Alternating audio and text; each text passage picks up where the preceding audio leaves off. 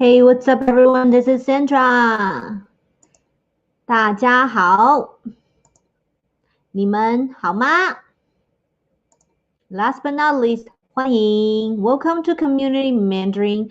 Today, as the title suggests, we're gonna be doing Pinyin, but the good news is we're literally reaching the end, at least for now. So that's why I said Pinyin wrap up. I was gonna, to be honest, I was gonna go big. I was gonna say Pinyin the grand finale, but then I was like, what if I feel like there's something more to be added to the Pinyin study? So yeah, so I believe we were doing this like on and off, back and forth for about 2 months now. We've learned the table of initials. Some people like to call it consonant, but I believe the standard term is initials, and the table of finals. It's similar to vowels in English, and that's why some people like to call it vowels. But again, the standard term for that is finals. So we've learned initials and finals respectively. And then today, I believe we're gonna cover the last finals, and then we're gonna focus on pronunciation, and we're gonna do a little practice about,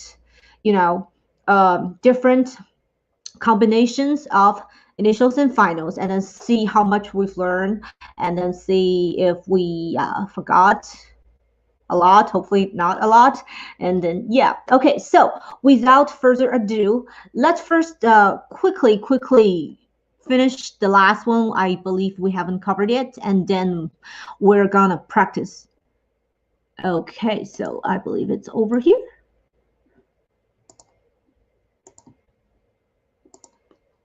Sorry. Okay, so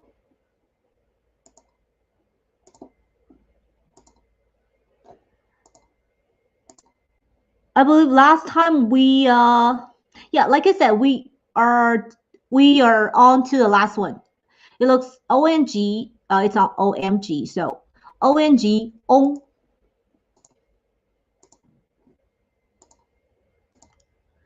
ONG, on.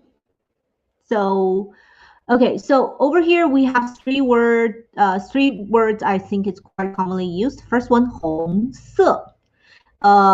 In this one, 红 is the one that's using the ONG sound. So 红色 means the color red. And next up we have 勇敢. 勇敢. Yong is one who's using this one. So 勇敢 is an adjective. It means brave or courageous. Okay, so if you want to praise somebody, say you're very brave. You can say 你很勇敢. 你很勇敢. Okay, and next up, that one, both characters forming this word are using ONG, on. So it is read as 冲动. 冲动. So it can be used as a noun as well as an adjective. It means impulse. Of course, when it is used an adjective, it means impulsive. So if I say 我很冲动, that means I am quite impulsive. Okay, so next up, let's move on to practicing more pronunciations. First, we see, hopefully it's big enough for you guys. We see over here 6 pairs of different pronunciations. The first pair, as we can see, it is da versus ta. So 请跟我读 if you like to. 请跟我读 means please read along as the banner suggests. So 大. And the next one, ta. Over here you can see da. It's a word we've learned.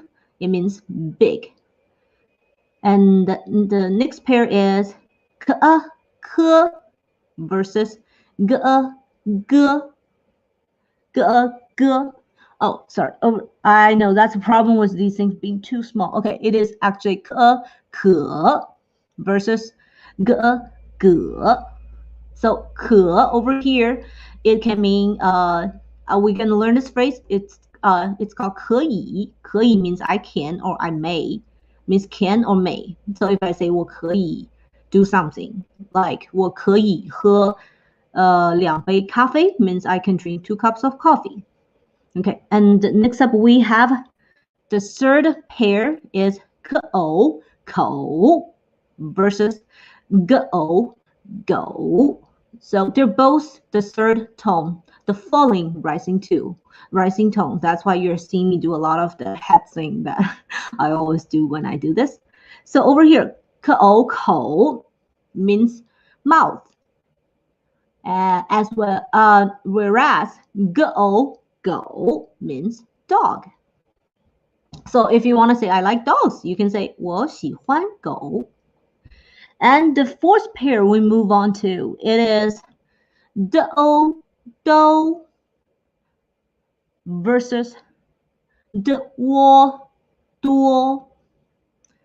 So do means all or both, whereas do, as we've learned before, I believe we've learned this one before, means many, much, a lot.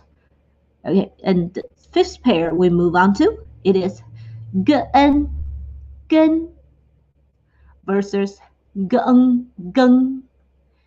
It is n versus ng. As you can feel, the sound you produce comes from different part of the back of your throat.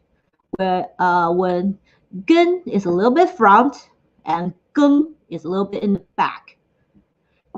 And the last pair we're looking at is the ing ding versus ting ting. Over here, we can learn the word very quickly. Ding means nails, whereas we have ting ting ting. We can learn that word very quickly. Ting can be used as a verb. It means listen or hear. All right, let's move on to the next chart of practice. Again, we have 6 pairs. The first pair starts with the ao dao versus the ao dao. Over here, the difference is the tone. The first one, the ao dao, we are talking about the first tone, the high level tone. So the ao dao. Dao over here, as we can see, the first Chinese characters, it means knife. Dao means knife, whereas that's why sometimes tone really matters, because dao dao, when you pronounce it as the fourth tone, the falling tone, dao means arrive. Okay, the second pair we have 特无土 versus 特无土. Again, it is the third tone versus the fourth tone. 土 over here, it means soil. Whereas 兔, well, the first one that pops in mind is if we want to say rabbit or bunny, we say 兔子. You don't say 兔子 because that's not a thing. And over here we have, okay, again, it's a differentiation between tones. We have 有 versus 有. 有, it can mean again, whereas 有 can mean to have. So if you want to say 我有一个女儿, what does the sentence mean? It means I have one daughter. The fourth pair we move on to, it is 那一你 versus 那一你. Ni, the second tone, the rising tone, versus 你 ni. Whereas the pronunciation ni would have quite a few Chinese characters to go with that one. We can see the one we are having on the screen is ni as in a nun, Buddhist nun. Whereas ni, that's the one I think we've learned since day one, and then it's possibly the most commonly used one in Chinese language. Ni means you. All right, and let's move on to the fifth pair. The fifth pair, 了又六 versus 柳. It's the fourth tone versus the third tone. So 六, maybe you can still recall from our many lessons on numbers. 六 means 6. Whereas 柳 is a kind of tree, and it's the willow tree. Okay, and let's move on to our last pair. We have, whoa, that is really small. That is 可按看 versus 看看 看. It's the fourth tone. It's the fourth tone versus 看看, the first tone. So 看 is a very commonly used verb. It can mean to look or to see.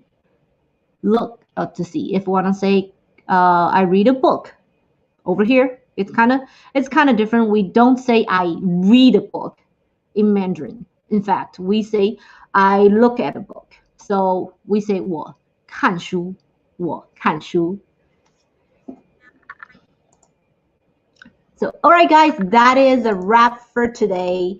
And then hopefully it is a wrap up for the Pinyin study, at least for now. So thanks for joining. And don't forget to visit the Rolla Language website and as well as the YouTube page.